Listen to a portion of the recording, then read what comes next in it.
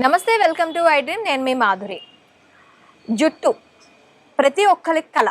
ఒత్తుగా ఉండాలి, పొడుగ్గా ఉండాలి, మంచి ఎందుకు అంటే మన జుట్టు వల్లే మన ఫేస్లో ఒక మంచి గ్లో కనిపించడం కానీ, మన ముఖ వర్చస్సు పెరగటం కానీ జరుగుతూ ఉంటుంది. మరి అలాంటి జుట్టు, ఒత్తైన జుట్టు కావాలి, పొడుగైన జుట్టు కావాలి అంటే ఏం చేయాలి చెప్పడానికి మనతో పాటు ఉన్నారు బిఏ వెంకటేశ్వర గారు, ఆయుర్వేద డాక్టర్. తనని అడిగి డీటెయిల్గా తెలుసుకుందాం. నమస్తే అండి. నమస్కారం. గురుగారు, మనకి జుట్టు బాగా పెరగాలి అంటే ఏం చేయాలి అంటారు? జుట్టు పెరగడానికి మెంతులు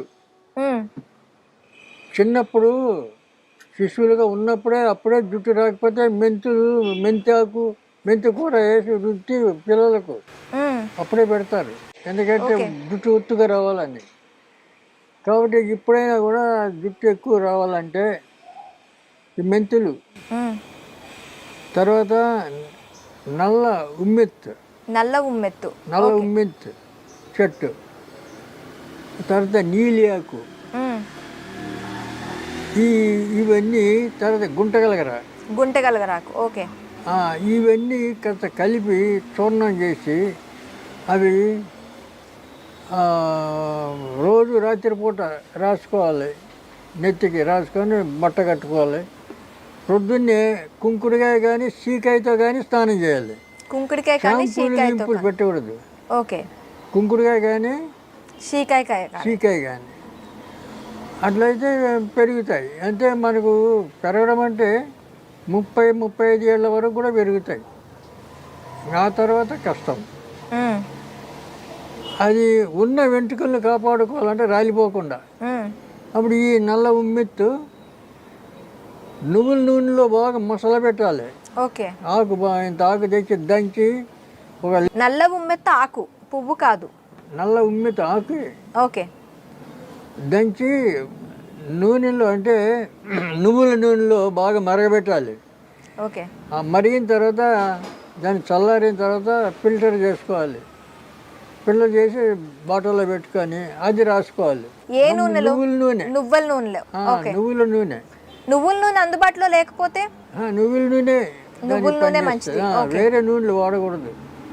ఇప్పుడు కొబ్బరి నూనె, పల్లి నూనె ఇట్లాంటి పనికిరావు. నువ్వుల నూనె పనిచేస్తుంది. అయితే అట్లా రాసుకుంటూ ఉండాలి ఆ నూనెతోటే. కానీ ఉన్న జుట్టు రాలిపోదు. తర్వాత తెల్ల వెంట్రుకలు రావు. ఓకే, తెల్ల వెంట్రుకలు కూడా రావు. నలుపు అట్లే కంటిన్యూ అవుతుంది. ఓకే, కాబట్టి అది ఇంక ఓపికతో చేసుకోవాలి. లేదంటే ఇక ఈ గురివింద చెట్టు, తెల్ల గురివింద, ఓకే, దాని ఆకు తెచ్చి మెత్తగా నూరి బాగా నెత్తి పట్టి బట్టతలకి వాళ్ళు కూడా రాసుకోవచ్చు. రోజు రాత్రిపూట రాయాలి. అటు సుమారు 20 రోజులు 40 రోజుల దాకా రాస్తే మంచిది. రాసుకొని పొద్దున్నే స్నానం చేసుకోవాలి. ఇలాగే చేస్తే వెంట్రుకలు లేకపోయినా కూడా వస్తాయి. ఓకే, వస్తాయన్నమాట. ఇప్పుడు కొంతమందికి పేను గురువుడు అంటారు. అక్కడక్కడక్కడ ప్యాచీలు అయిపోతాయి. దానికి కూడా ఈ తెల్ల ఉమ్మెత్తి అయినా సరే ఆకు మెత్తగా నూనె అక్కడ రాస్తే వెంట్రుకలు వచ్చేస్తాయి. తర్వాత ఈ ఉమ్మెత్తితోటి చుండ్రు గిండ్రు ఇవి ఏమున్నా పోతాయి, క్లీన్ అయిపోతుంది. ఆ ఉమ్మెత్తి చాలా పని చేస్తుంది, నల్ల ఉమ్మెత్తి అయితే. ఓకే, ఇక టెంపరీ కావాలంటే తెల్ల ఉమ్మెత్తి ఈ వెంట్రుకలు రావడానికి అక్కడక్కడ ప్యాచీలు అయితే తెల్ల ఉమ్మెత్తి కూడా పనిచేస్తుంది, పనికి వస్తుంది. ఓకే, ఆకు కూడా నూరి పెట్టుకోవచ్చు. అటు పెడితే వస్తుంది. మరి భోజనంలోని ఏమైనా చేర్చుకోవాలంటారా? ఆహారంలో కూడా సరైన భోజనం అంటే, ఇప్పుడు బలవత్తరమైన ఆహారం అంటే మనకి ఇప్పుడు దొరికేటన్నీ కల్తీనే కదా. అవును. కాబట్టి దీనికి ఎక్కువ ఈ మధుమాంసాలు పనికిరావు. సాత్విక ఆహారమే తీసుకోవాలి. ఓకే, ఆకుకూరలు, కాయగూరలు, దీంతోనే ఎక్కువ బలం వస్తుంది, మనిషికి తేజస్సు వస్తుంది. ఓకే, ఈ మాంసాహారం మంచిది కాదు. మాంసాహారం అస్సలు తినకపోతే మంచిది ఈ రోజుల్లో. ఓకే. దానివల్ల అనేక రోగాలు వస్తున్నాయి మాంసాహారంతో. దాంట్లో జాగ్రత్త ఉండాలి. ఆ ఆహారంలో మనం తినే ఆహారంలో ఇప్పుడు మెంతి కూర, అది ఎంటుకలకు పని చేస్తుంది, ఆహారానికి కూడా బలము, ఓకే, కండరాలకు కూడా బలము. ఏది మెంతులు, మెంతి కూర, మెంతి కూర ఆకు. అట్లనే ఈ పాలకూర, చిర్రి కూర, ఇటువంటివన్నీ కొన్ని ఉన్నాయి, అటువంటివి వాడాలి. ఓకే. ఇప్పుడు మనం ఏం లేదు, ఏది దొరికితే అది ఆ రోడ్ల మీద బండ్ల దగ్గర తినేయడం, టిఫిన్ సెంటర్ ఆడవాళ్ళు పెట్టి తినడం, ఇట్లా చేస్తుంటారు చాలామంది.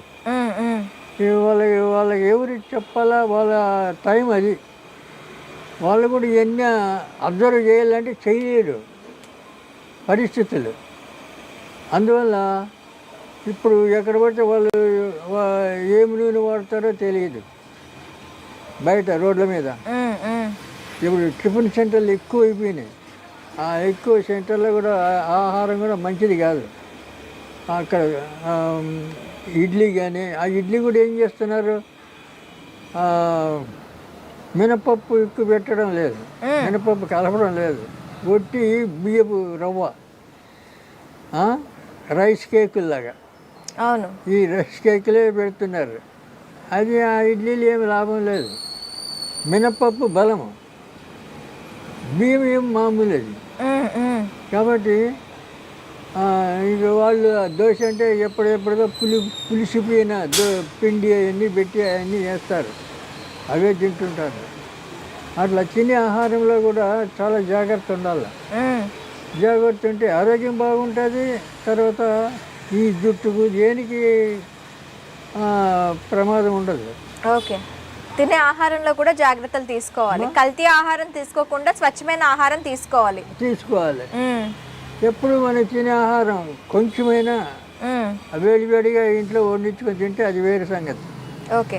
మనం బయట ఆహారం అంటే తినడం. రెండోది, ఇప్పుడు ఈ నాన్ వెజ్లో బిర్యానీ తినడం ఎక్కువైపోయింది. పూజారులు కూడా తింటున్నారు బీరు బిర్యానీ. వాడు దేవుళ్ళ గుడిలో పూజ చేస్తాడు, పోతూ బిర్యానీ తీసుకొని పోతాడు ఇంటికి. చాలామంది చూసిన నేను, నా శిష్యులే ఉండి అట్లా. ఎందుకురా ఈ పని చేస్తామంటే, ఏమో తినబుద్ధి అవుతుంది తిన్నా అంటాడు. అది మంచిది కాదు పద్ధతి. కాబట్టి ఆ బిర్యానీ ఏంది, వాళ్ళు ఇక్కడ ఉప్పల దగ్గర ఇదివరకు ఒక ఇది బట్టి పెట్టారు. ఎముకలు, పశువులవి మనుషులవి అన్ని ఎముకలు వేసి ఆయిల్ తీస్తారు. దాంట్లో ఆ ఆయిల్ బిర్యానీలో కలుపుతారు. అప్పుడు పేపర్లో వచ్చింది, అవును, ఇట్లా చేస్తున్నారని. ఆ ఆహారం తింటే మనిషి ఏమవుతాడు, డేంజర్ కదా. అవును. కానీ వీళ్ళకి తెలియదు కదా. హైదరాబాద్ బిర్యానీ అంటే ప్రపంచం అంతా మెచ్చుకుంటుంది. దీంట్లో ఏమేమి వేస్తారో తెలియదు. దానికన్నా వెజిటేబుల్ బిర్యానీ వండుకొని తినచ్చు ఇంట్లో. ఓకే. మరి అసలు అట్లా చేయరు కదా. చికెన్ బిర్యానీ, మటన్ బిర్యానీ, ఈ బిర్యానీలు కావాలా. ఈ ఆహారంలో కూడా అభిరుచులు మారిపోయినాయి. మనుషుల యొక్క క్రమశిక్షణ లేదు. వాళ్ళకి ఇష్టం వచ్చినట్లు తినడం, ఇష్టం వచ్చిన టైంలో తినడం, టైం కూడా సరిగా అబ్జర్వ్ చేయడం లేదు. ఈ పరిస్థితుల్లో ఆరోగ్యం ఎట్లుంటుంది?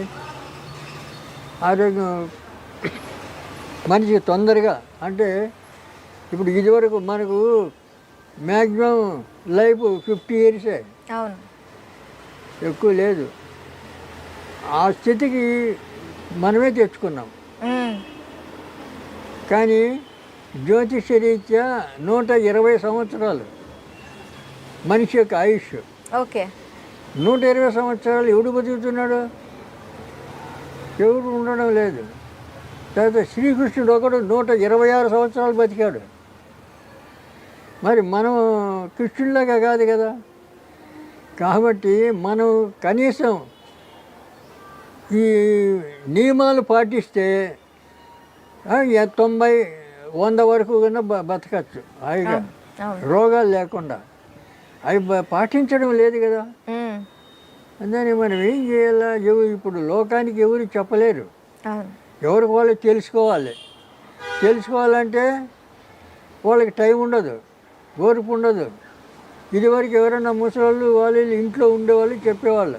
ఇప్పుడు వాళ్ళందరినీ ఆశ్రమాలకు పంపించేస్తున్నారు, రోడ్ల మీద వదిలేస్తున్నారు, బస్ స్టాండ్లో వదిలేస్తున్నారు.